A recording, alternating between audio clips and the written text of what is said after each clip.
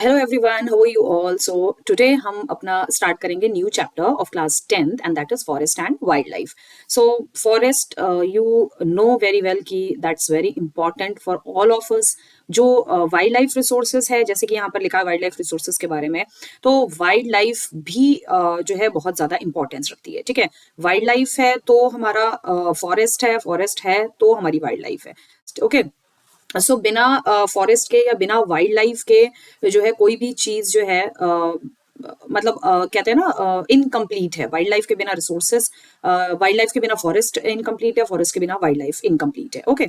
सो आज जो हम अपना चैप्टर स्टडी करने जा रहे हैं वो इसी के बारे में है, फॉरेस्ट एंड वाइल्ड लाइफ। तो थोड़ा सा इंट्रोडक्शन जो है वो मैं आपको यहाँ पर देना चाहूंगी एंड दैट इज कुछ अच्छा पहले हम कुछ इंपॉर्टेंट टॉपिक्स हम देख लेते हैं कि हमको जो इंपॉर्टेंट टॉपिक्स हैं वो क्या क्या हमने स्टडी कर रहे हैं। तो क्लासिफिकेशन ऑफ स्पीशीज है इसमें इंपॉर्टेंट टॉपिक्स में and that is normal species के बारे में हम स्टडी करेंगे, एंडेंजर स्पीशीज के बारे में हम स्टडी करेंगे, vulnerable species, rare species, endemic species, extinct species, ये सारी कुछ स्पीशीज है जिनके बारे में हम स्टडी करेंगे, ओके। सो ये हैं हमारे टॉपिक्स एंड इसके अलावा जो हम स्टडी करेंगे and that is types and distribution, depletion of the flora and fauna, conservation है, protection of forest and wildlife की कंजर्वेशन और प्रोटेक्शन, हमें कैसे कंजर्व करनी है अपनी फॉरेस्ट और वाइल्ड लाइफ, प्रोटेक्शन कैसे करना है हमें फॉरेस्ट और वाइल्ड लाइफ का। सो ये सारी चीजें जो है हम स्टडी करेंगे, okay. So all living beings share this planet with a million of other living beings. बहुत सारी जितनी भी living beings हैं हमारी हमारे वर्ल्ड में या अर्थ में जितनी living beings हैं, हम एक दूसरे के साथ अपना रहना, खाना, पीना, बहुत सारी चीजें हम दूसरे लिविंग बींग्स के साथ जो है हम शेयर करते हैं, ठीक है। Starting from the microorganism to the blue whale, अगर एक छोटे माइक्रो ऑर्गेनिज्म से लेकर हम एक बड़ी जो ब्लू व्हेल है या वेल है, आप लोगों को पता ही है ओशन में ब्लू वेल्स होती हैं, तो एक उस पॉइंट से लेकर एक छोटे से मतलब माइक्रो ऑर्गेनिज्म से लेकर ब्लू वेल तक ये सभी जो है लिविंग बींग्स एक दूसरे के साथ अपना रहने का तरीका जो है ये शेयर करते हैं, ठीक। As there are different kind of animals, plants and other living being as well as non living thing. तो हमारे जो प्लैनेट है, हमारा जो प्लैनेट है अर्थ है, इसमें बहुत सारे एनिमल्स भी हैं, प्लांट्स भी हैं और नॉन लिविंग चीजें भी हैं, लिविंग थिंग्स भी हैं, बहुत सारी चीजें हैं, ठीक है। सो our entire habitat has immense biodiversity, यानी कि हमारा जो प्लैनेट है यहाँ पर एक इंटेंस बायोडाइवर्सिटी है, यानी कि बहुत डिफरेंट डिफरेंट चीजें हैं, डिफरेंट डिफरेंट स्पीशीज हैं, डिफरेंट डिफरेंट माइक्रो ऑर्गेनिजम्स हैं, बहुत सारी चीजें हमारे प्लैनेट पे अलग अलग तरीके की हैं। और तो और हमारे प्लैनेट में कुछ ऐसी और चीजें हैं, ऐसी और लिविंग थिंग्स हैं, ऐसी स्पीशीज हैं जिनके बारे में अभी तक डिस्कवर्ड भी नहीं किया गया है, okay. So, along with all other living beings form a complex web of ecological system. तो ये सभी living beings जो हैं जब एक साथ रहते हैं, एक साथ अपना लिविंग ऑफ स्टैंडर्ड जो है, अपनी रहने के तरीके को जब एक साथ शेयर करते हैं, ये जितनी भी लिविंग बींग्स हैं, इसी को कहा जाता है ecological system, okay. So ecological system काफी इंपॉर्टेंट जो है पार्ट है, which we are only a part and very much dependent on this system, ठीक है। तो इकोलॉजिकल सिस्टम एक ऐसी चीज है जो कि पार्ट है, हमारे लिविंग का पार्ट है और बहुत हद तक जो है सभी लिविंग बींग्स जो हैं वो एक दूसरे पे इंटर डिपेंडेंट है, एक दूसरे के ऊपर डिपेंड करते हैं वो, ठीक है। And there is a multiple network of interdependence, बहुत मल्टीपल तरीके के नेटवर्क के इंटरडिपेंडेंस है।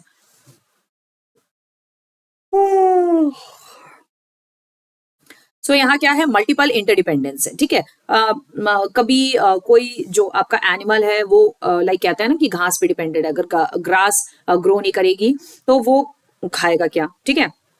कहीं पे कोई एनिमल पे डिपेंडेंट है, लाइक अगर हम एक्वेटिक एनिमल्स की बात करें, अगर हम ओशंस की बात करते हैं, तो जैसे कि एक यूनिवर्सल ट्रूथ है ना कि बड़ा जानवर छोटे जानवर को खाता ही खाता है, तो उसी तरीके से वाटर में भी, ओशन में भी जो बड़ी फिश है वो छोटी फिश को खाती है, ठीक है। तो इसी चीज को कहते हैं इंटरडिपेंडेंस। अगर वो नहीं खाएगी, छोटी फिशेस को नहीं खाएगी और उनसे जो छोटी फिशेस होती हैं तो वो उनको अपने से छोटी फिशेस को खाती हैं। Same as it is planet, मतलब अर्थ के ऊपर भी, जमीन पर भी इसी तरीके से है कि बड़े एनिमल्स छोटे एनिमल्स को खाते हैं और उनसे छोटे जो एनिमल्स है वो उनको खाते हैं, क्योंकि अपना पेट भरने के लिए, ठीक है, अपने आप को जिंदा रखने के लिए स्पेशली। तो ये है एक इकोलॉजिकल सिस्टम कह सकते हैं या इकोलॉजिकल बैलेंस है ये, ठीक है। और यही इकोलॉजिकल बैलेंस जो है हमारे इकोसिस्टम को बनाकर रखे हुए है, ठीक है। तो ये बहुत ही इंपॉर्टेंट है कि ये इकोलॉजिकल बैलेंस जो है ये इसी तरीके से चलता रहना चाहिए, क्योंकि हम अगर किसी भी एक एनिमल को अगर हम एनवायरनमेंट में से हटा देते हैं तो ये इकोलॉजिकल बैलेंस, ये इकोसिस्टम जो है वो बहुत ज्यादा डिस्टर्ब हो जाएगा। Okay, so for example, the planet animal and microorganism recreate the quality of the air we breathe, the water we drink and the soil that is used to produce food. तो for example planet and animal and micro organisms, तो यहाँ पे ये बोल रहे हैं कि planet हो गया, एनिमल हो गया या माइक्रो ऑर्गेनिजम्स जो होंगे वो उनका कुछ नेचर ऐसा है कि वो हर चीज की क्वालिटी को रिक्रिएट करते हैं। और क्वालिटी किस चीज की क्वालिटी को रिक्रिएट करते हैं? They recreate the quality of air we breathe, ठीक है, water we drink and the soil, वो सॉयल जिसके अंदर हम फूड प्रोड्यूस करते हैं, soil that is used to produce food. तो इसकी क्वालिटी को जो है ये रिक्रिएट करते हैं, ठीक है। तो एनिमल, प्लांट जो है, माइक्रो ऑर्गेनिजम्स, ये जो है चीजें ये बहुत ज्यादा इंपॉर्टेंट है इकोलॉजिकल बैलेंस को मेंटेन करने के लिए, इकोसिस्टम के लिए ये जो है बहुत ज्यादा इंपॉर्टेंट है, ठीक है।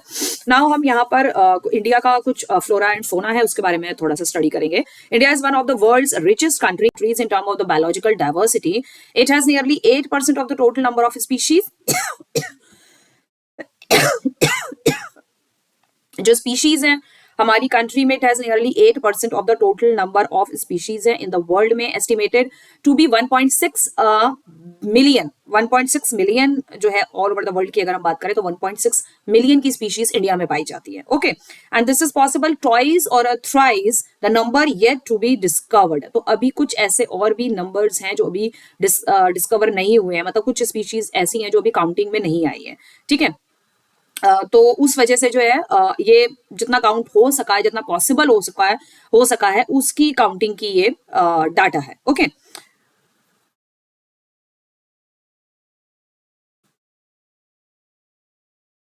ओके, सो अब हम जाते हैं अपनी India is one of the richest countries in terms of the vast area of biological diversity, and based on the International Union for Conservation of Nature we can classify as follows। इस data के base पे हमने जो species हैं उनको इन जो species है, number of species in the जो है 6-7 कैटेगरीज में जो है हमने डिवाइड किया गया है। Normal species, endangered species, vulnerable, ये मैंने आपको बता ही दिया। तो हम जाएंगे अपनी कौन सी वाली स्पीशीज पे जाएंगे? हम फर्स्ट अपना स्टडी करेंगे जो ये नॉर्मल स्पीशीज है, ठीक है, इसको हम फर्स्ट स्टडी करेंगे। सो नॉर्मल स्पीशीज क्या होती हैं? नॉर्मल स्पीशीज आप देख सकते हो, species whose population level are considered to be the normal for their survival, known as normal species. मतलब ये वो स्पीशीज हैं जिनके सर्वाइवल के लिए कोई ज्यादा बहुत अच्छा एनवायरनमेंट या बहुत ज्यादा कुछ डिफरेंट एनवायरनमेंट की जरूरत नहीं होती है, ठीक है। नॉर्मल एनवायरनमेंट भी इनके लिए काफी होता है।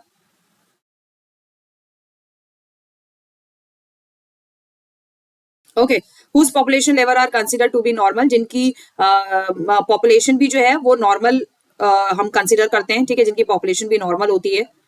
तो जिनकी पॉपुलेशन भी जो है वो नॉर्मल होती है, consider to be a normal for their survival, और आसपास का एनवायरनमेंट उनके लिए एक मतलब नॉर्मल जो एनवायरनमेंट है वो उनके लिए सफिशिएंट है, बहुत ज्यादा कुछ स्पेशल एनवायरनमेंट उनके लिए जरूरत नहीं है, ठीक है। सो इनमें आती है आपकी कैटल, साल, पाइन, रोडेंट, ये सारे जो है आपकी स्पीशीज आती है। या आप यहाँ पे कैटल देख सकते हो, ये रोडेंट है, ठीक है, यहाँ पे आप देख सकते हो पाइन जो कि ये ट्रीज हैं, ठीक है, उन स्पीशीज के बारे में यहाँ पर बताया गया है। सो नेक्स्ट आते हैं हम एंडेंजर स्पीशीज में। These are the species which are in danger of extinction are known as endanger species. तो ये वो स्पीशीज हैं जो कि एंडेंजर है, यानी कि एक्सटिंक्शन हो रहा है, इनका ये खत्म हो रही है ये स्पीशीज, ये उनके बारे में, ठीक है। The survival of such species is difficult if the negative factor that has led to a decline in their population continue to operate. ये वो स्पीशीज होती हैं जिनका सर्वाइवल जो है बहुत डिफिकल्ट होता है, जो बहुत मुश्किल से सर्वाइव कर पाती हैं, और कुछ फैक्टर्स उनके नेगेटिव उनके सर्वाइवल के लिए नेगेटिव जाते हैं मींस टू से कहने का मतलब है negative factor that have led to a decline of their population. मतलब कुछ ऐसी चीजें एनवायरनमेंट में ऐसी होती हैं जो कि उनके सर्वाइवल को रोकती हैं, that to be said here as negative factor, वो नेगेटिव फैक्टर कहलाते हैं, ठीक है। कुछ ऐसी चीजें एनवायरनमेंट में होती है, एनवायरनमेंट में क्या है, ज्यादातर क्या करते हैं, एंडेंजर स्पीशीज ज्यादातर इसलिए भी हो जाती हैं क्योंकि जो आपके क्या बोलेंगे उनको, हंटर्स होते हैं, ठीक है, वो स्मगलिंग के लिए इन लोगों को मार देते हैं, ठीक है, स्मगलिंग, इनकी स्किन्स या इनकी जैसे लाइक एलिफेंट के जो टस्क होते हैं वो यूज करके काट करके वो ले जाते हैं, ठीक है। सो इसीलिए इनकी ये जो स्पीशीज होती है वो एंडेंजर्ड में कई बार आती हैं इन रीजंस के भी वजह से, और साथ ही साथ और भी रीजंस होते हैं। और रीजंस वो क्या है कि एनवायरमेंट कुछ कैलामिटी हो गई, कुछ हो गया, तो ये स्पीशीज कई बार डिस्ट्रॉय हो जाती है, खत्म हो जाती है।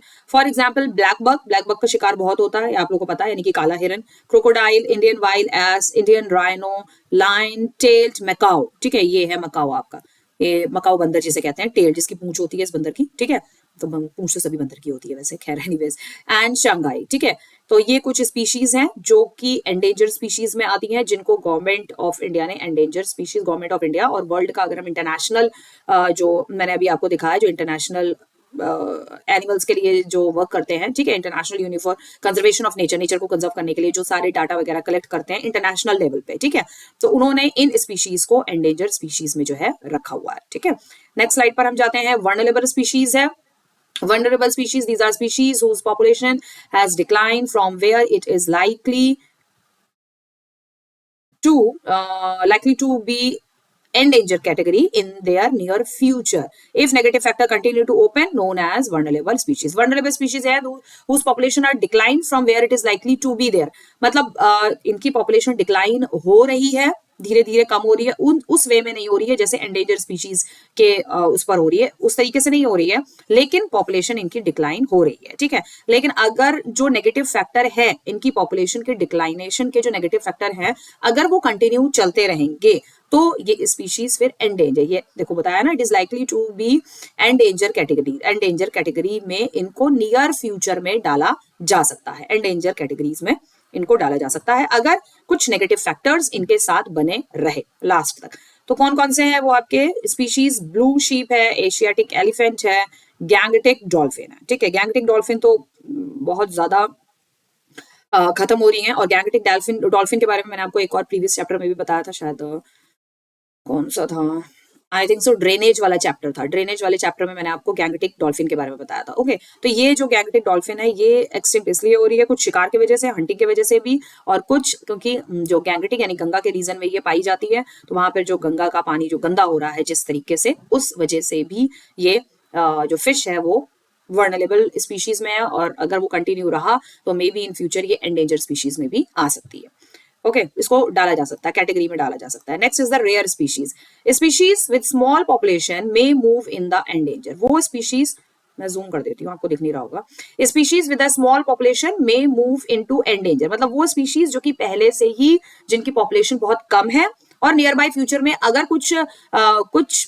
चीजें उनके सपोर्ट में नहीं रहती हैं तो वो इन फ्यूचर जो या सपोर्ट में नहीं रहती है, या अगर उनकी जो स्मॉल पॉपुलेशन है उस पॉपुलेशन को अगर बढ़ाया नहीं गया, या जो उनकी छोटी पॉपुलेशन है उसी को अगर बचाया नहीं गया, तो इन फ्यूचर वो दे मूव इनटू एंडेंजर और वल्नरेबल स्पीशीज की तरफ वो भी मूव कर जाएंगी कैटेगरी में, if the negative factor affecting them continue to operate, known as rare species, ठीक है। तो ये वो रेयर स्पीशीज होती हैं जिनको अगर जो है ठीक से अगर हम नहीं इसको सिक्योर कर पाते हैं, इन स्पीशीज को अगर हम बचा नहीं पाते हैं, तो इन फ्यूचर भी ये वर्नरेबल कैटेगरी में या एंडेंजर कैटेगरी में इनको डाला जा सकता है, ठीक है।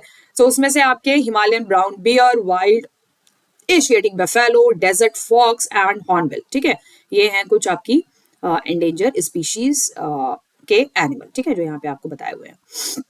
तो यहाँ पे आप देख सकते हो हिमालयन ब्राउन बियर है, ठीक है, ये आपका एशियाटिक।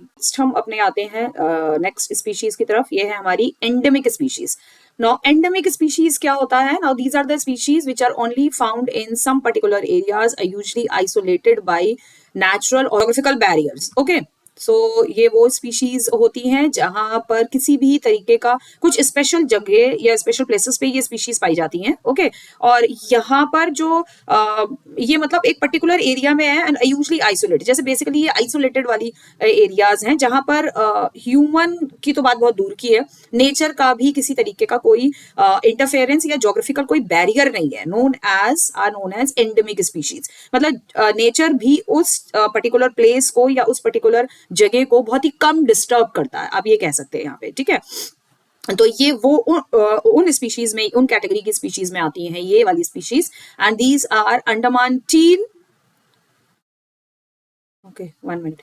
सो ये है आपकी Andaman teal, Nicobar pigeon, Andaman wild pig, ये आप देख सकते हो Andaman wild pig, and mithun in Arunachal Pradesh. Mithun Arunachal Pradesh की हमने यहाँ पे पिक्चर डाली नहीं है, ठीक है। तो मिथुन जो है काफी फेमस जो है एनिमल है वहां पर अरुणाचल प्रदेश में, और ये एंडेमिक स्पीशी है, बहुत रेयर और बहुत ही स्पेशल आइसोलेटेड प्लेसेस में ये मिथुन है। और लोग उस एनिमल का यूज करते हैं अपने you know from go from one place to another के लिए मिथुन का इस्तेमाल किया जाता है वहां पर काफी, ठीक है। सो ये कुछ हमारी एंडेमिक स्पीशीज है। नेक्स्ट हम आते हैं एक्सटिंक्ट स्पीशीज पे। Now these are the species which are not found after searches of known or likely areas where they may occur known as extinct species. Extinct species, these are those species जो कि ज्यादातर नहीं मिलती हैं after searches of known, मतलब बहुत ज्यादा search करने के बाद, बहुत ज्यादा ढूंढने के बावजूद भी ये स्पीशीज नहीं मिलती हैं। और ये स्पीशीज जो है वो likely areas where they may occur known as extinct, और जहां पर भी ये पाई जाती है, जहां पर भी ये होती है, वहां पर ये एक्सटिंक्ट हो रही होती है, वहां पर खत्म होने के कगार पे होती है, ठीक है। Species may be extend from a local area, region, country, continent और the entire of the earth. तो ये वो स्पीशीज हैं, ये जिस जगह पे होती हैं तो या तो ये उस लोकल एरिया से खत्म हो चुकी होती है, 1 या 2 या 3 बचती हैं, या उस रीजन से खत्म होने वाली होती हैं, या उस कंट्री से, उस कॉन्टिनेंट से खत्म होने वाली होती हैं वो स्पीशीज, या एंटायर प्लैनेट से, यानी कि अर्थ के ऊपर से ही वो स्पीशीज खत्म हो चुकी होती है, एक आधी कुछ बचती है या कुछ सालों में खत्म हो जाएंगी। ये वो इस तरीके की स्पीशीज है। तो इसमें से सबसे पहले ये एशियाटिक चीता है, जो कि अभी आप लोगों को मालूम है, जो मध्य प्रदेश के कूनो नेशनल पार्क में जो है ये चीता लाया गया है बाहर से, ठीक है, इसको ब्रीड करने के लिए, इसको यहाँ पर रखने के लिए, ताकि जो कूनो नेशनल पार्क है, लोग, क्योंकि चीता इंडिया में नहीं पाया जाता है, ये यही वो रीजन है, इंडिया ही वो रीजन जहाँ ये पाए ही नहीं जाते, और जहां पर होते हैं, तो जहां से लाया गया है अफ्रीका से, वहां पर भी एक्सटिंक्ट कैटेगरी में है, ठीक है। अब ऑब्वियसली 5 पता नहीं 6 जो 5-6 जो थे वो लाए गए थे, नहीं 11-12 थे, पता नहीं कितने थे। आई हर्ड की जितने भी थे, बट उसमें से 5 जो चीतास थे उनकी डेथ हो चुकी है, ठीक है। और ये एशियाटिक चीता है, ठीक है, जो एशिया कॉन्टिनेंट में पाया जाता है, लेकिन हमारे यहाँ जो आया है वो अफ्रीका से चीता जो है वो लेकर आए हैं, ठीक है। सो उसकी वो भी एक्सटिंक्ट है, वो भी एक्सटिंक्ट में है, क्योंकि वो खत्म हो रहे हैं, तो इसलिए यहाँ लाया गया कूनो नेशनल पार्क में कि इसकी तादाद या इसकी पॉपुलेशन जो है बढ़ा सके। लेकिन कुछ उसका उल्टा इफेक्ट हो गया कि उसमें से 5 जो थे, काफी डॉक्टर्स की रिसर्च वगैरह के बाद जो है फिर भी काफी बहुत ज्यादा देखभाल करी गई उनकी, लेकिन उसके बाद भी जो है वो खत्म हो गए, मतलब उनकी डेथ हो गई। जो 5 चीता थे उनकी डेथ हो गई। फिर डेथ का रीजन वगैरह पता किया तो इट वाज कि वो एनवायरमेंट, इंडिया का एनवायरमेंट उनको सूट नहीं किया, ठीक है, तो इस वजह से उनकी डेथ हो गई। एंड पिंक हेड डक, ये पिंक हेड डक, ये आप देख सकते हो यहाँ पर, इस डक का जो हेड होता है वो पिंक कलर का होता है, ठीक है।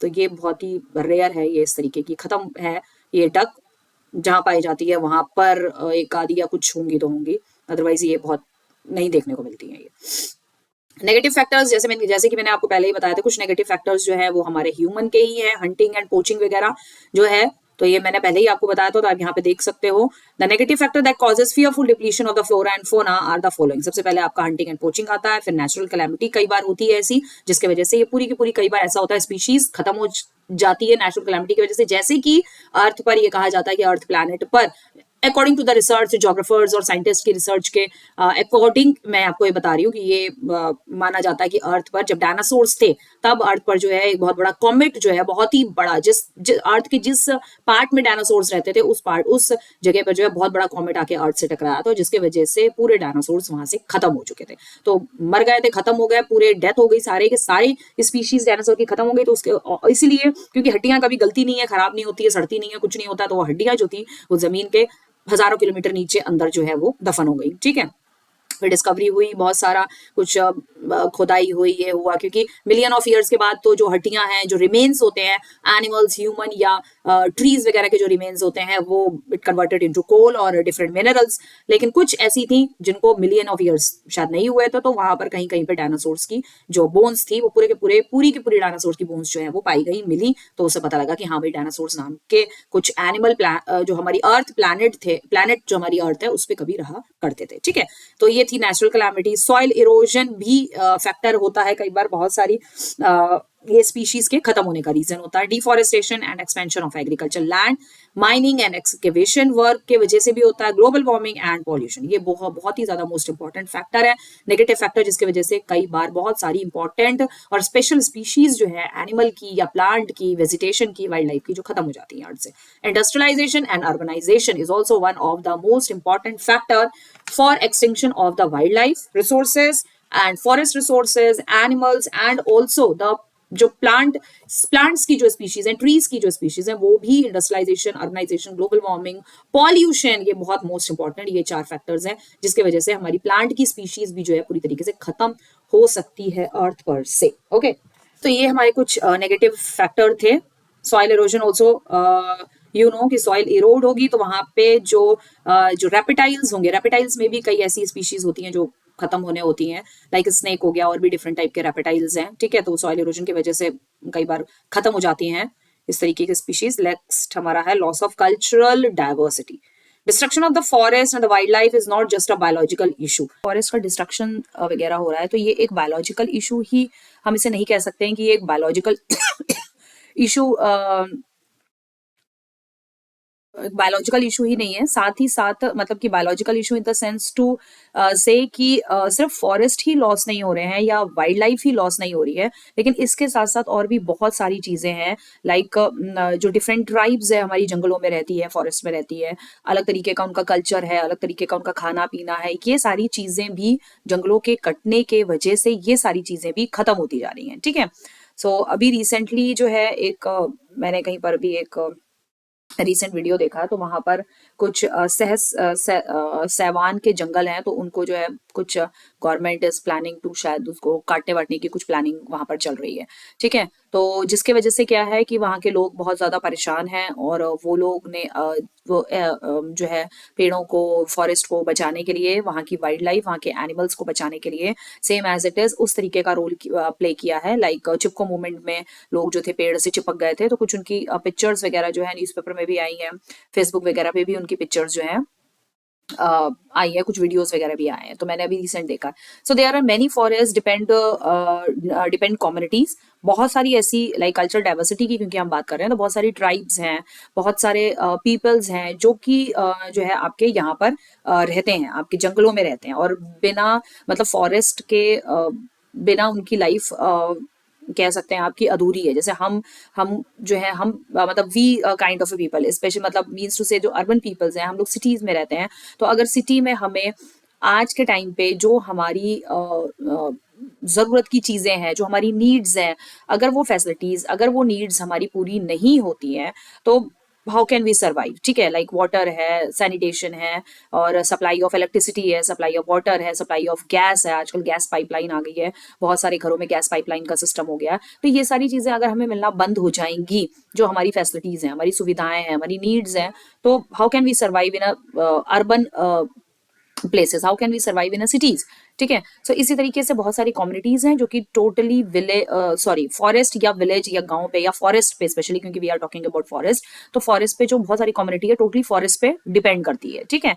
So which directly depend on the various component of the forest and the wild life for food and drink and food, drinking things and medicine, ठीक है। तो बहुत सारी इस तरीके की कम्युनिटीज हैं जो डायरेक्टली फॉरेस्ट पे डिपेंड रहती है अपने खाने के लिए, फूड के लिए, अपने मेडिसिन वगैरह के लिए, सॉरी एंड ड्रिंकिंग पर्पस की जो चीजें होती हैं, कई ऐसे लाइक फॉरेस्ट में एक ऐसा पेड़ मिलता है, आप लोगों को पता होगा, महुआ का पेड़, ठीक है। तो ये अरुणाचल प्रदेश, आसाम, छत्तीसगढ़ में ज्यादा होता है। छत्तीसगढ़ में जो है जो महुआ का पेड़ है उसकी ड्रिंक बनाई जाती है, मीन्स टू से शराब बनाई जाती है, ठीक है।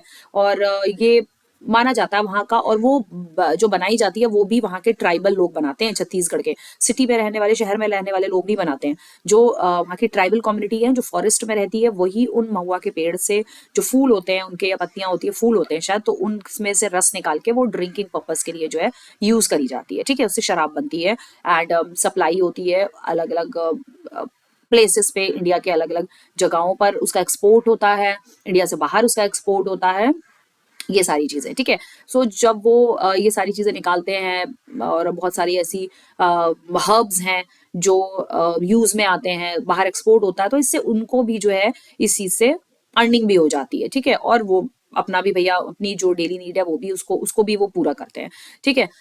So the biological loss is strongly correlated with the loss of cultural diversity. Biological loss होता है यानी कि वाइल्ड लाइफ का जब लॉस हो रहा है या फॉरेस्ट काटे जा रहे हैं, तो इससे वहां पर रहने वाली, उन जंगलों में रहने वाली जो कम्युनिटी है, उनका जो कल्चर है, उनका जो ट्रेडिशन है, वो भी खत्म होता जा रहा है, ठीक है। Such losses have increasingly marginalized and impoverished many indigenous and other forest dependent community। तो इस तरीके के जो लॉस हैं वो डे बाय डे कंट्री में, क्योंकि हम इंडिया की बात कर रहे हैं, इंडिया की फॉरेस्ट वाइल्ड लाइफ की बात कर रहे हैं, तो हम इसी का एग्जाम्पल दे सकते हैं। तो हमारी कंट्री में डे बाय डे इंक्रीज ही नहीं हो रही है, मतलब हमारी, और साथ ही साथ हमारी कंट्री में भी नहीं, ऑल ओवर वर्ल्ड भी जो है ये सारी चीजें बहुत इंक्रीज हो रही है। फॉरेस्ट को काटना, फैक्ट्रीज बनाना, ये बनाना, ये बनाना, कई ऐसी कंट्रीज में जो है जंगलों को बहुत बुरी तरीके से काटा जा रहा है। लेकिन कुछ ऐसी कंट्रीज हैं जो अपने वाइल्ड लाइफ को जो है बहुत अच्छे से सेव करके भी रखती हैं, ठीक है, ऐसी कंट्रीज भी हैं, ठीक है। सो इसमें हम ये भी कह सकते हैं कि ये वो कम्युनिटी होती हैं जो कि टोटली आपके फॉरेस्ट की चीजों पर जो है टोटली डिपेंड होती है। That's why it's written over here forest depend communities, ये फॉरेस्ट डिपेंड कम्युनिटीज होती है, ओके। नेक्स्ट है these directly depend on various components, बहुत सारे कंपोनेंट्स मैंने आपको बता दिया, of the forest and the wild life, of food, drink, medicine, culture and spiritual. So ये spirituality, culturally, medicine, food, drinking purpose, जैसे मैंने आपको अभी एग्जांपल दे दिया ड्रिंकिंग पर्पस का। सो इन सब चीजों को लेकर ये जो ट्राइबल कम्युनिटी होती है ये बहुत ज्यादा so many of the tribal community like Muria Gonds community, ये कम्युनिटी है, सॉरी कम्युनिटी नहीं, कम्युनिटी है, ओके। गोंड है, Dhruvas, Bhatras etcetera have lost their habitat because of destruction of forest. So ये जो कम्युनिटीज हैं, ये कम्युनिटीज ने फॉरेस्ट के डिस्ट्रक्शन के वजह से जो है इन कम्युनिटीज की जो उनका जो मतलब लाइवलीहुड था, के वजह से, जिस फॉरेस्ट के वजह से उनकी लाइफ चलती थी, उनकी जिंदगी चलती थी, तो वो लाइफ जो थी उनकी फॉरेस्ट के डिस्ट्रक्शन के वजह से जो थी वो खत्म हो चुकी है, ठीक है, because lost of their habitat, जो उनका हैबिटेट था, जिसके ऊपर वो डिपेंड थे और जिसके वजह से वो जी रहे थे। तो नेक्स्ट है हमारा topic the drudgery of women. So within the poor women are affected more than man. तो जब फॉरेस्ट वगैरह से मतलब इतना ज़्यादा जो चीज़ें हैं वो नहीं हो पा रही हैं, मतलब फॉरेस्ट काटे जा रहे हैं बहुत ही बुरी तरीके से, और ये जो कि कम्युनिटी पूरी तरीके से फॉरेस्ट पे डिपेंड है, तो इनकी बहुत सारी चीज़ें जो है वो ख़त्म होती जा रही हैं, ठीक है। एंड जिसके वजह से क्या है कि वुमेन्स जो है वो सबसे ज़्यादा इफेक्ट होती हैं, ठीक है, वुमेन्स बहुत ज्यादा इफेक्ट हो रही है इन सब चीजों से। इन सब चीजों से सबसे ज्यादा इफेक्ट होती है। In many societies women bear major responsibility of the collection of the fuel, fodder, water and other basic substance need. तो कई ऐसी कम्युनिटीज हैं जहां पर जो वुमेन्स हैं वो सबसे ज्यादा वर्क कर रही हैं, ठीक है, फॉरेस्ट में जाकर फोडर कलेक्ट करना, वाटर बहुत दूर से उनको लेकर आना पड़ता है वाटर, ठीक है, एंड फ्यूल वगैरह कलेक्ट करना। तो इससे क्योंकि वुमेन सबसे ज्यादा वर्क कर रही हैं, तो इसके वजह से वुमेन की जो लाइफ है वो जो है सबसे ज्यादा इफेक्ट करती है, ठीक है। And as these resources are depleted the drudgery of women increases, मतलब जिस तरीके से ये रिसोर्सेज धीरे धीरे खत्म होते जा रहे हैं, तो वुमेन्स के ऊपर जो है वो हार्ड वर्क की जो समस्या है वो सबसे ज्यादा बढ़ती जा रही है। क्या मतलब वुमेन को जैसे क्योंकि जो आसपास के जो फॉरेस्ट हैं वो जब खत्म कर दिए जाएंगे, तो जो चीजें उनको जो है आसपास मिल रही हैं वो उन्हीं चीजों के लिए अब दूर दूर प्लेसेस पे, दूर दूर जगहों पर जो है उनको जाना पड़ता है, ठीक है। तो इसलिए जो है वुमेन्स जो है इस चीज को लेकर सबसे ज्यादा अफेक्टेड रह रही हैं। एंड एक ड्रजरी ऑफ वुमेन यानी कि वुमेन्स के ऊपर जो हार्ड वर्किंग जो है वो उनके लिए, और उनकी लाइफ जो है और ज्यादा हार्ड होती जा रही है, उनको अब और ज्यादा हार्ड वर्क करना पड़ रहा है अपने फैमिली के लिए, चीजें खाना इकट्ठा करने के लिए उनको सबसे ज्यादा हार्ड वर्क करना पड़ रहा है। यहाँ पर ड्रजरी ऑफ वुमेन का ये मतलब है, ठीक है। And sometimes they have to walk more than 10 kilometre collect these 10 kilometre, तो यहाँ पर हमने अप्रॉक्स लगा दिया, लेकिन इससे ज्यादा कई बार जो है उनको बहुत दूर दूर प्लेसेस पर जो है जाना पड़ता है और चीजें जो है कलेक्ट करके लानी पड़ती है, मतलब पानी दूर से लेके आना पड़ रहा है, क्योंकि जो जिस जगह वो रहते थे उनके आसपास के जंगल जो है काट दिए हैं, तो जंगल काट दिए हैं, तो जिसकी वजह से क्या हो रहा है, मतलब जो नियर बाई जंगल है, नियर बाई फॉरेस्ट है, वो कट कर दिए गए हैं, तो जिससे उन्हें और आगे तक जाना पड़ रहा है। जो चीज उनको, जो सामान उनको पास के फॉरेस्ट में, पास के जंगलों में जो है मिल जाया करता था, तो अब वो वहां नहीं मिल पा रहा है। अब उसके लिए उन्हें और आगे जो जंगल है या और आगे जो प्लेसेस है वहां जाना पड़ता है, ठीक है। So this causes serious health problem for women, और जिसकी वजह से जो है वुमेन्स को काफी सीरियस हेल्थ इश्यूज भी हो रहे हैं, हेल्थ प्रॉब्लम्स भी उनको बहुत ज्यादा हो रही है, ठीक है। तो ये सारी कुछ समस्याएं हैं कम्युनिटीज की वुमेन्स को लेके। ट्राइबल ये जो कम्युनिटी है, ट्राइबल कम्युनिटी को लेकर, ट्राइबल कम्युनिटी जो है बहुत इन सारी समस्याओं से बहुत ज्यादा जूझ रही है, जैसे हम कह सकते हैं, ठीक है। बहुत ज्यादा इन लोगों को जो है बहुत ज्यादा ये सारी प्रॉब्लम्स होती हैं, ठीक है।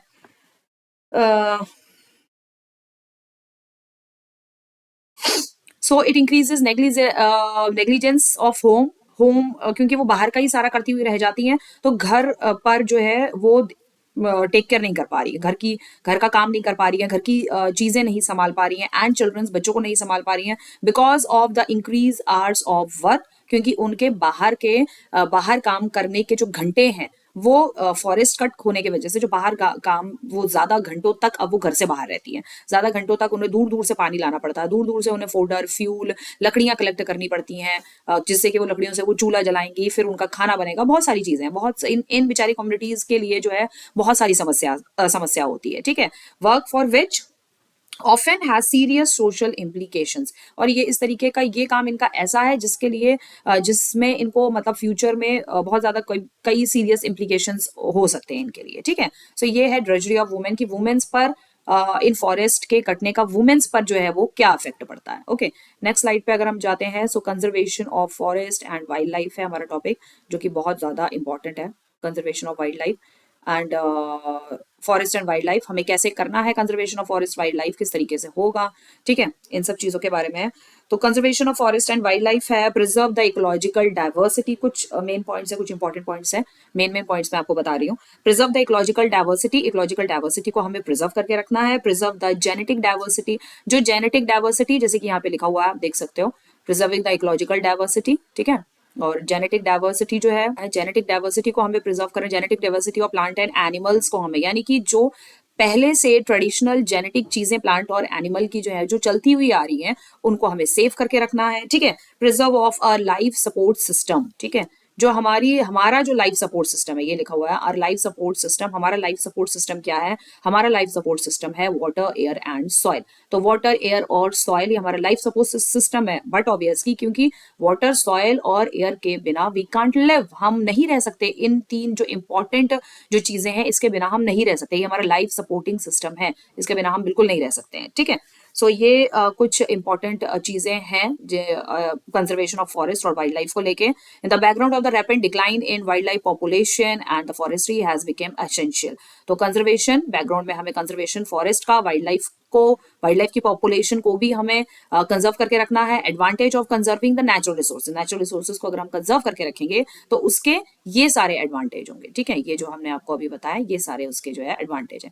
तो for example in agriculture we are still dependent on the traditional crop varieties, हमें अभी भी जो है ट्रेडिशनल जो क्रॉप वेराइटीज है हम उन पे डिपेंड हैं अभी भी, ठीक है। And fishery are too heavily dependent on the maintenance of the aquatic biodiversity, और फिशरी भी जो है वो बहुत ज्यादा इंपॉर्टेंट है, एक्वेटिक बायोडाइवर्सिटी को मेंटेन करना है हमें। एक्वेटिक बायोडाइवर्सिटी कैसे मेंटेन होगी कि एक्वेटिक बायोडाइवर्सिटी जब मेंटेन होगी तभी हमारी फिशरी जो है वो वर्क करेगी, फिश की ब्रीडिंग्स अच्छी होंगी। तो उसके लिए एक्वेटिक बायोडाइवर्सिटी को कैसे मेंटेन करना है कि भाई जो ओशन है, सब अगर हम ओशन तो बहुत बड़े लेवल पे हो गया, ओशन या सी बहुत बड़े लेवल पे चीजें हो गई, जो हमारी छोटी चीजें हैं लाइक रिवर है, पॉन्ड है, लेक है, सबसे ज्यादा हमें जो है उनको साफ सुथरा रखना।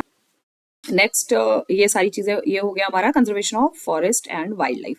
नेक्स्ट जो हमारी स्लाइड आती है वो आती है मेथड ऑफ कंजर्वेशन की, कौन कौन से मेथड्स हैं जो हम अपना सकते हैं, कौन कौन से मेथड के अकॉर्डिंग जो है हम कंजर्वेशन ऑफ वाइल्ड लाइफ और नेचुरल रिसोर्सेज का कर सकते हैं। वाइल्ड लाइफ एंड चैप्टर है वाइल्ड लाइफ एंड फॉरेस्ट, ठीक है।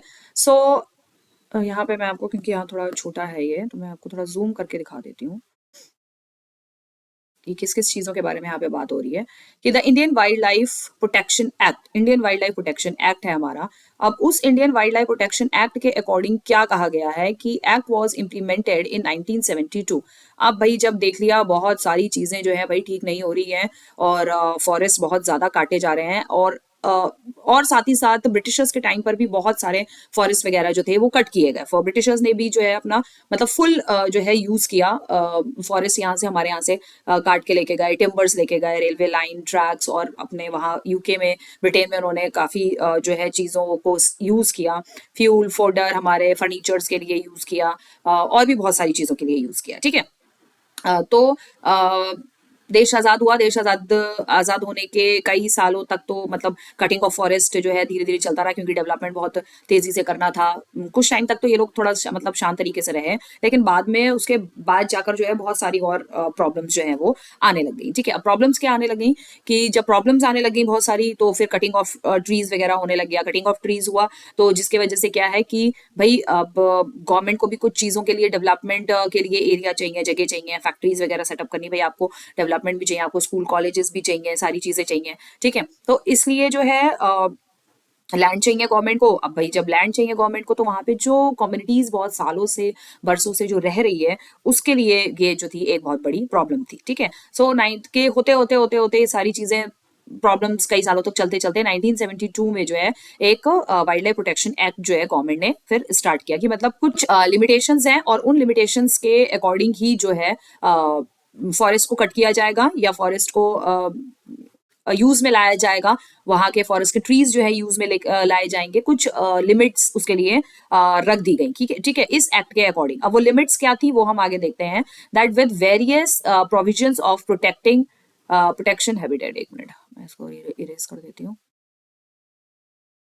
Protecting habitats. ठीक है, wild life protection act was implemented in 1972 with the various provision of protecting habitats, की मतलब वो लोग जिस नेचुरल एनवायरनमेंट में रहते हैं, उनके उस नेचुरल एनवायरनमेंट को, उनके हैबिटेट को, जो हमारी ट्राइबल कम्युनिटी है, जो जंगल में रहने वाले लोग हैं, जो जंगली प्रजाति है, जंगली लोग हैं, और साथ ही साथ उन लोगों के साथ साथ पीपल्स के साथ साथ जो हमारी वाइल्ड लाइफ है। ठीक है, तो वाइल्ड लाइफ को उन्हीं के हैबिटेट में किस तरीके से प्रोटेक्ट हम कर सकते हैं। ठीक है, तो उनको किस तरीके से प्रोटेक्ट कर सकते हैं, उसको लेके Indian wild life protection act 1972 में ये आया। ठीक है, the thrust of the programme was towards protecting the remaining population of certain endangered species. और इस प्रोटेक्शन एक्ट को क्या माइंड में सेट करके, क्या सोच के ये बनाया था, ये सोच के इसको बनाया गया था कि जो है, जो हमारी रिमेनिंग स्पीशीज जो है, जो हमारी रह गई है वाइल्ड लाइफ की, एनिमल्स की जो हमारी स्पीशीज रह गई है, उसको हमें जो है प्रोटेक्ट करना है। उसकी पॉपुलेशन को, देखो लिखा है ना, protecting the remaining population,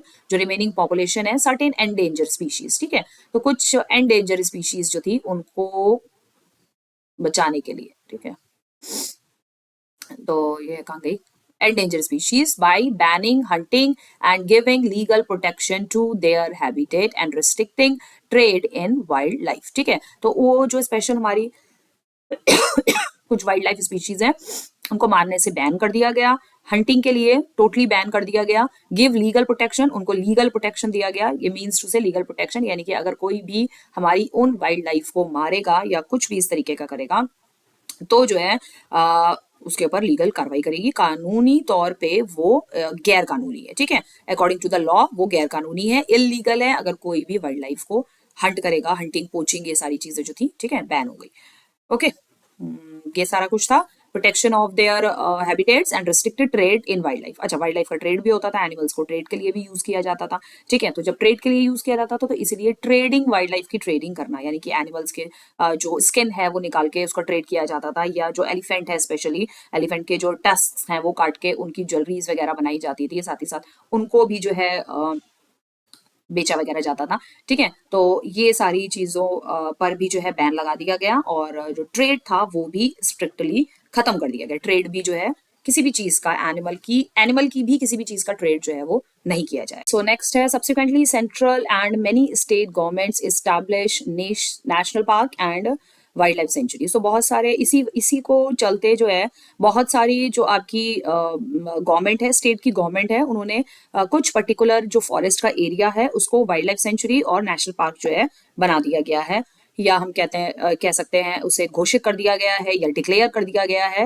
we use these terms. Okay, establish, government ने एस्टैब्लिश कर दिया कुछ नेशनल पार्क्स, कुछ वाइल्ड लाइफ सेंचुरी, जिससे कि जो वाइल्ड लाइफ है हमारी, जैसी हैबिटेट उनको चाहिए, जिस तरीके का नेचुरल एनवायरनमेंट उनको चाहिए, उसी तरीके का नेचुरल एनवायरनमेंट में जो है वो रह सके। ठीक है, सो इसलिए कई ऐसी स्टेट गवर्नमेंट्स हैं, कई बहुत सारी स्टेट गवर्नमेंट्स हैं, और मैक्सिमम हमारी कंट्री में सभी स्टेट की जो गवर्नमेंट्स हैं उन्होंने अपने अपने फॉरेस्ट और वाइल्ड लाइफ को सिक्योर करने के लिए, अपने अपने फॉरेस्ट और वाइल्ड लाइफ को बचाने के लिए उन्होंने वो पर्टिकुलर फॉरेस्ट का वाइल्ड लाइफ जहां पर बहुत ज्यादा पाई जाती है उस एरिया को नेशनल पार्क और वाइल्ड लाइफ सेंचुरी जो है डिक्लेयर कर दिया है, ठीक है। सो central government also announce several projects for protecting specific animals. तो सेंट्रल गवर्नमेंट ने भी बहुत सारे प्रोजेक्ट्स जो है स्पेशली अनाउंस किए गए हैं, तो कुछ पर्टिकुलर स्पीशीज को बचाने के लिए। अब वो पर्टिकुलर स्पीशीज क्या है, उसमें से है such as the project tiger and project rhinos. तो टाइगर्स का जो है हंटिंग बहुत ज्यादा from the beginning of the country हुआ करता था, या from the beginning of the earth हम कह सकते हैं। अर्थ के बनने के टाइम से ही जो है टाइगर की हंटिंग, पोचिंग, एनिमल्स को मार के खाना, ये तो आदिवासियों के टाइम से आपको मालूम है, अर्ली ह्यूमंस एनिमल्स को ही मार के खाते थे, ठीक है। सो एनिमल्स को मार के खाना ये आज से नहीं है, ये अर्ली ह्यूमंस के टाइम से है, ठीक है। बट एज सुन एज जैसे जैसे अर्ली ह्यूमंस डेवलप होने लगे, एग्रीकल्चर करना सीखा और भी बहुत सारी चीजें धीरे धीरे उन्होंने सीखी, तो उसके चलते अगर हम ब्रिटिश इंडिया की बात करें तो ब्रिटिश इंडिया के टाइम पर टाइगर्स और राइनोज और एलिफेंट्स को मारना, हिरन, डियर को मारना, ठीक है, ये एक उनके लिए बहुत ही बड़ा एक शौक बन चुका था, बहुत बहुत ज्यादा, मतलब बहुत ज्यादा शौक था उनको टाइगर्स को मारना, एलिफेंट्स को मारना, टाइगर्स को मार के फोटो क्लिक कराना। आपने देखी होंगी कुछ मूवीज में, और आप मोबाइल पे भी आपको, बुक्स में भी आपको मिल जाएगा, ठीक है, कि ब्रिटिशर्स के टाइम से ही नहीं, ब्रिटिशर्स के टाइम से पहले से, जब मुगल्स और हिंदू किंग्स भी रहा करते थे, तो वो लोग भी टाइगर की पोचिंग, हंटिंग, रैनोस की, इन सब की करते थे, ठीक है। ऐसा नहीं कि ब्रिटिश टाइम से ही होता था, ये राजा महाराजाओं के जमाने से हंटिंग चली आ रही है, कोई अभी से नहीं है या ब्रिटिश टाइम से नहीं है। ब्रिटिश टाइम पे ये हो गया कि ब्रिटिश टाइम पे ज्यादा चीजें बढ़ गई, क्योंकि उनको भी एनिमल्स की स्किन चाहिए, मीट चाहिए खाने के लिए, ठीक है। उस वजह से वो एनिमल्स को मारने लगे, और राजा महाराजों के टाइम पे ये सारी के टाइम से ही ये सारी चीजें चली आ रही थी, ठीक है। सो इसको लेते हैं, सेंट्रल गवर्नमेंट ने प्रोजेक्ट टाइगर और प्रोजेक्ट राइनो स्टार्ट किया है, ये आपका टाइगर को प्रोटेक्ट करने के लिए, क्योंकि ये हंटिंग आज तक भी चली आ रही थी। अब कुछ अगर हम बोले अगर हम, तो 30-40 सालों से ये कुछ रुका हुआ है, ठीक है। और प्रोजेक्ट राइनोस, क्योंकि वन हॉर्न राइनोस जो है वो हमारी कंट्री के एक ही स्टेट में पाए जाते हैं, और वो है हमारा असम। तो असम में हमें स्पेशली जो है वन हॉर्न राइनोस मिलते हैं, और जो कि बहुत ही रेयर है। वन हॉर्न राइनोस आपने अभी स्पीशीज वाले में उसमें पढ़ा है, तो वन हॉर्न राइनोस जो है बहुत रेयर स्पीशीज है, तो उसको बचाने के लिए प्रोजेक्ट राइनो जो है वो स्टार्ट किया था गवर्नमेंट ने। ओके, नेक्स्ट लाइन है हमारी, most recently the elephant, Indian elephant को बचाने की काफी चीजें, काफी प्रोजेक्ट स्टार्ट हुए हैं। ब्लैक बक की हंटिंग बहुत ज्यादा बड़ी थी बीच में, अब उसको भी बैन कर दिया गया है, ठीक है। ग्रेट इंडियन बस्टर्ड ये एक बर्ड है, ठीक है, इसको हंट बहुत किया जाता था, इसको बचाने के लिए भी वाइल्ड लाइफ सेंचुरीज या गवर्नमेंट के कुछ प्रोजेक्ट्स वगैरह स्टार्ट हुए हैं। एंड द स्नो लेपर्ड की भी हंटिंग बहुत ज्यादा होती थी।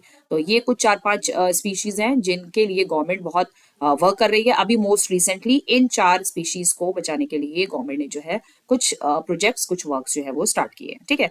एक्सेट्रा, इसके अलावा भी और भी स्पीशीज हैं, have been given a full 1 minute, हटा देती हूँ, have been given a full partial legal protection against hunting and trade throughout India, ठीक है। So have been given full of partial legal protection, तो इन स्पीशीज को partial legal protection दिया गया है अगेंस्ट हंटिंग के, यानी कि कोई पार्शलिटी नहीं करी गई है, और इन सभी को लीगल राइट्स मिले हुए हैं, इन सभी स्पीशीज को लीगल राइट्स हैं अगेंस्ट हंटिंग के अगेंस्ट लीगल राइट्स हैं, एंड ट्रेड के अगेंस्ट। इनका हंटिंग नहीं हो सकता है, इनको मारा नहीं जा सकता है, इनका ट्रेड नहीं हो सकता है थ्रू आउट द इंडिया। अगर कोई भी इनका ट्रेड या इनको हंट करता हुआ पकड़ा गया तो बहुत ही ज्यादा सिवियर पनिशमेंट है, जिसमें गवर्नमेंट नहीं छोड़ेगी। As you have seen the example of Salman Khan, Saif Ali Khan and Neelam Mehra, the actors of the film industry, जो कि सलमान खान के नाम से बहुत ज्यादा ये ब्लैक बक उस समय बहुत फेमस हुआ, कि इन सब ने मिलकर जो है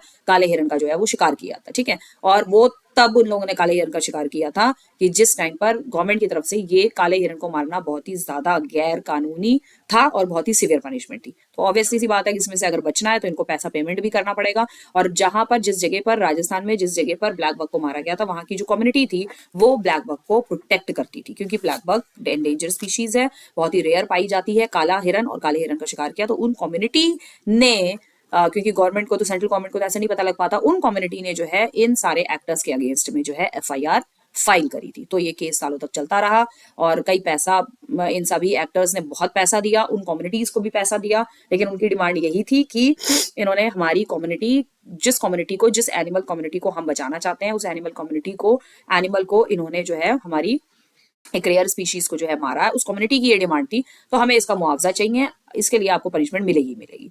तो वो केस खैर बहुत सालों तक चलता रहा, पनिशमेंट भी इन लोगों ने ली। तो कुछ एक्टर्स थे लाइक शैफ और नीलम मेहरा जैसे जो एक्टर थे, शैफ भी नवाब हैं, तो कई इन्होंने भी लाखों लाखों लाखों रुपया दिया, उस कम्युनिटी को भी लाखों रुपया दिया है, और साथ ही साथ गवर्नमेंट को भी कई लाखों रुपया पे किया है, जो एज अ होता है ना, जो फाइन जो भरना होता है, तो गवर्नमेंट को भी फाइन भरा, कम्युनिटी को भी दिया। And as usual Salman Khan also have given paid for hunting blackbuck, ठीक है, तो उन्होंने भी इसके लिए पे किया। और पनिशमेंट भी इनको जेल थी, पता नहीं कितने साल की जेल वगैरह सारा कुछ हुआ था, लेकिन अब वो जेल काटी नहीं काटी ये किसी को भी नहीं पता चला। जेल में जाते थे ये और बादशाहों की तरह बड़ा बैठते थे सलमान खान, बहुत ही, जैसे कि ये जेल के राजा हैं, जेल क्योंकि जैसे कि गवर्नमेंट यही है प्राइम मिनिस्टर, यही है प्रेसिडेंट, जाके खूब आराम से बैठते थे और इनका खूब भगत किया जाता था पुलिस वालों के द्वारा, ठीक है। सो ये वीडियो कई साल पहले जो है एक वीडियो जो है ये वीडियो जो है वायरल करी गई थी कि सलमान खान किस तरीके से पुलिस स्टेशन में एंटर करते हैं और पुलिस वाले किस तरीके से इनका स्वागत एंड ऑल दैट, ये सारी चीजें जो है करते हैं, ठीक है। एनीवेज, तो ये चीज आप लोग ध्यान रखिएगा, ये सारी चीजें जो है बैन है, ये स्पीशीज बैन है इन फ्यूचर, ये भी आपको चीजें ध्यान रखनी है,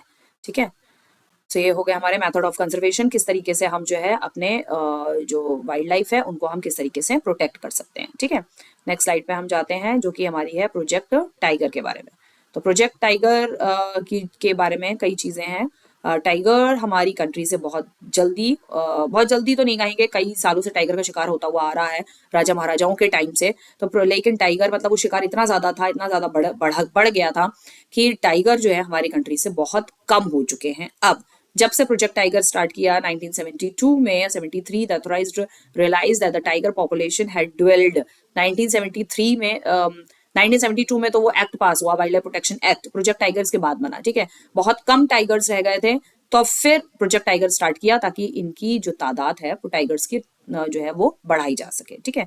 इनकी ब्रीडिंग करवाई जा सके, इनकी पॉपुलेशन कुछ बढ़ाई जा सके, क्योंकि बिल्कुल ऑल ओवर इंडिया में से। So in 1973 the authorities realised that the tiger population had dwindled to 1827 from an estimated 55,000 at the turn of the century. Okay, so पूरी सेंचुरीज 100 सेंचुरी, एक सेंचुरी जब खत्म हुई पूरी 100 साल के बाद, जो अथॉरिटीज ने जो इनकी पॉपुलेशन देखी, टाइगर की जो पॉपुलेशन थी वो एस्टिमेटेड 55,000 से ड्वेल्ड होके आपकी 1827 रह गई, लिखा है ना, ड्वेलेंट to 1827 and estimated 55,000 at the turn of the century, ठीक है।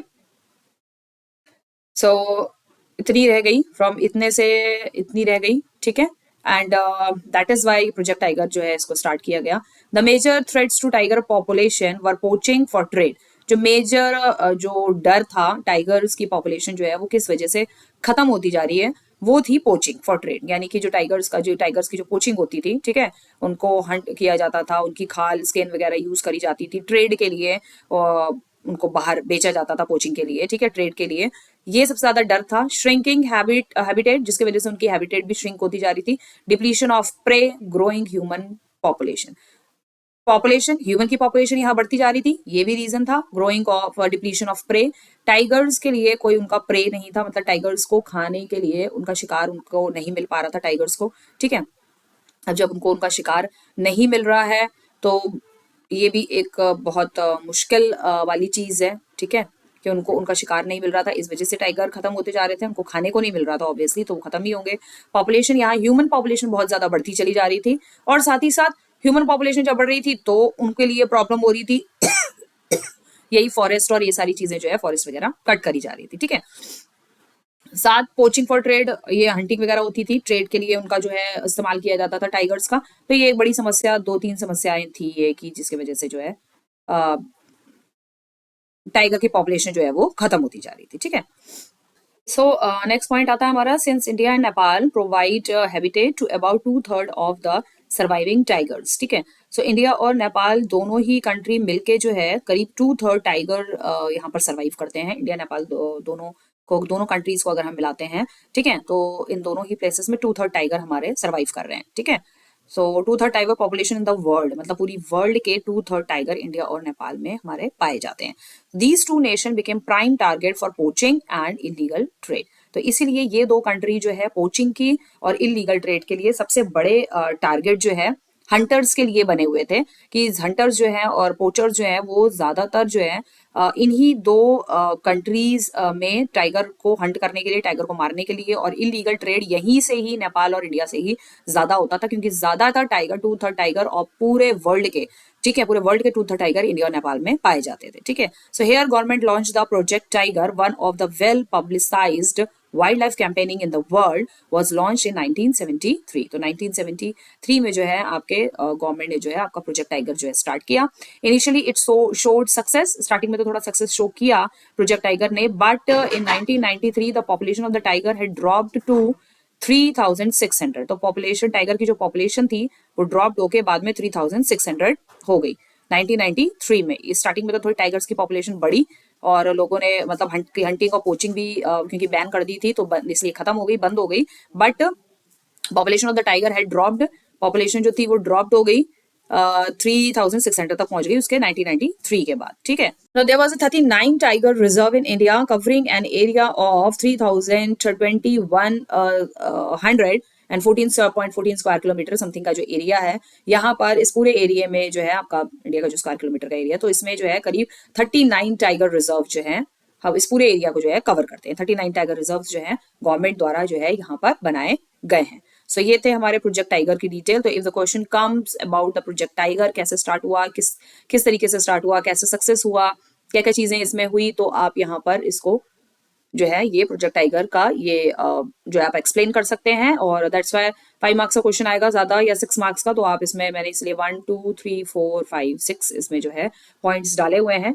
ठीक है. या 8 मार्क्स का आता है, इसी को एक्सप्लेन कर देना थोड़ा बहुत और एनसीईआरटी से बुक से यहाँ वहां से, तो वो पूरा आपका 8 मार्क्स का 6 मार्क्स का क्वेश्चन जो है आंसर जो है आपका वो प्रिपेयर हो जाएगा. ओके. साथ ही हमारी slide Indian wild life sanctuary कि हमारे इंडिया में कितनी वाइल्ड लाइफ सेंचुरी है, कहाँ कहाँ पर है. So wild life sanctuary is an area where animal habitats and their surrounding protected from any sort of disturbance. Wild life sanctuary क्या होती है? वाइल्ड लाइफ सेंचुरी वो चीज है जहां पर जो एनिमल की हैबिटेट्स है, यानी कि एनिमल जिस वे में रहता है उसको उसी के नेचुरल एनवायरनमेंट में सेव कर दिया जाता है, चारों तरफ से सराउंडेड किया जाता है, वो एरिया को प्रोटेक्ट कर दिया जाता है कि उस एरिया के अंदर कोई भी एंटर नहीं होगा. ठीक है. And without any sort of disturbance of human being, किसी भी तरीके का डिस्टर्बेंस ह्यूमन बीइंग की तरफ से भी नहीं होता है, और साथ ही साथ वहां पर किसी तरीके के कोई चेंजेस भी नहीं किए जाते हैं, किसी तरीके का कोई बाड़ लगाना या फेंसेस लगाना, ये सारी थोड़ा बहुत फेंसेस लगाए जाते हैं. ठीक है. लेकिन मतलब जैसे जैसे जू होता है, केजेस बनाए जाते हैं, जू में अलग अलग एनिमल्स अलग अलग जू में रखे जाते हैं, इस तरीके का जो है ऐसा कुछ भी नहीं होता है. ठीक है. सो उनको उन्हीं के ही एनिमल नेचुरल हैबिटेट में जो है उनको रखा जाता है, उनकी सराउंडिंग्स जो है वो नेचुरल होती है, नेचुरल सराउंडिंग्स में ही उनको जो है वो रखा जाता है. ठीक है. So that is called the wild life sanctuary. The famous Indian wild life sanctuary are as follows. जो फेमस वाइल्ड लाइफ सेंचुरीज है वो आप यहाँ पर देख सकते हैं कौन कौन सी आपकी वाइल्ड लाइफ सेंचुरीज हैं. दैट इज फर्स्ट है आपकी Periyar wild life sanctuary, that is in Kerala. गिर वाइल्ड लाइफ सेंचुरी गुजरात, या आप याद कर लीजिएगा. Sariska wild life sanctuary Rajasthan. Manas है आपकी असम में, और वाइल्ड एस वाइल्ड लाइफ जो है वो है आपकी गुजरात में. Wild ass wild life sanctuary जो है वो एस की है. ये वाइल्ड एस होते हैं, यानी कि जंगली गधे होते हैं, जिसे डोंकी इंग्लिश में हम बोलते हैं. ठीक है. तो ये वो वाइल्ड डोंकी है जो कि बहुत ही रेयर पाया जाता है, बहुत अलग स्पीशीज है ये, इतनी हर जगह ये वाइल्ड लाइफ जो है नहीं पाए जाते हैं. ठीक है. सो इसीलिए ही तो इनके लिए वाइल्ड लाइफ सेंचुरी जो है वो बनाई गई है. ठीक है. सो ये कुछ आपकी 5 जो है ये आपकी फेमस वाइल्ड लाइफ सेंचुरीज हैं, तो आप इनको लर्न कर लीजिएगा. पेरियार केरला में, गिर जो है आपकी गुजरात में है वाइल्ड लाइफ सेंचुरी, और ठीक है Sariska wild life sanctuary Rajasthan, Manas आपकी जो है असम में है, और वाइल्ड एस अगेन आपकी गुजरात में है. ओके. ये कुछ आपकी वाइल्ड लाइफ सेंचुरीज हैं जिन्हें आप लर्न कर लीजिएगा अच्छे से. ओके. नेक्स्ट हम अपनी स्लाइड की तरफ बढ़ते हैं. वो है हमारा मैप. तो यहाँ पर आप देख सकते हो मैप हमने डाला है. वाइल्ड लाइफ सेंचुरी ये आपकी है, वाइल्ड लाइफ सेंचुरी जो कि गुजरात में है. ये आपकी हमारी कान्हा नेशनल पार्क है. ठीक है. संजय गांधी नेशनल पार्क है, ये अलग अलग है. पेरियार है, यहाँ पर दिया हुआ नहीं है, शायद मैंने डाला नहीं है मैप में. ठीक है. बांदीपुर नेशनल पार्क है. ये सारे जो आपके डॉट्स में है. ठीक है. ये आपकी वाइल्ड लाइफ सेंचुरी है, और जो ट्राइंगल में ट्राइंगल जो साइन दिया हुआ है नेशनल पार्क से, ठीक है। तो ये बांदी नेशनल पार्क हो गई आपकी, Sanjay Gandhi national park, Kanha national park, wild life ये आपकी सेंचुरी हो गई, ठीक है। इसलिए ये है Shivpuri national park, Dudhwa national park ये तो आपके यूपी में है, ये आपको पता ही है। सरिस्का वाइल्ड लाइफ सेंचुरी, ये सारा आपको दे रखा है मैप में, या आप मैप अच्छे से याद कर लीजिएगा। ये आपकी काजीरंगा नेशनल पार्क है, ठीक है। Manas national park, wild life sanctuary, ठीक है। तो ये सारी आपकी, और राजगिर है ये आपकी नेशनल पार्क है, सिंपलीपल नेशनल पार्क है, ये अलग अलग नेशनल पार्क है, ठीक है। तो एनिमल हैबिटेट और इनकी जो नेचुरल सराउंडिंग्स है, यानी कि पेड़ पौधे सारी चीजें हैं, ये एज इट इज जो है वो सेव करके जो है रखे जाते हैं, ठीक है। सो ये आप मैप जो है इसको अच्छे से लर्न कर लीजिएगा, स्टडी कर लीजिएगा।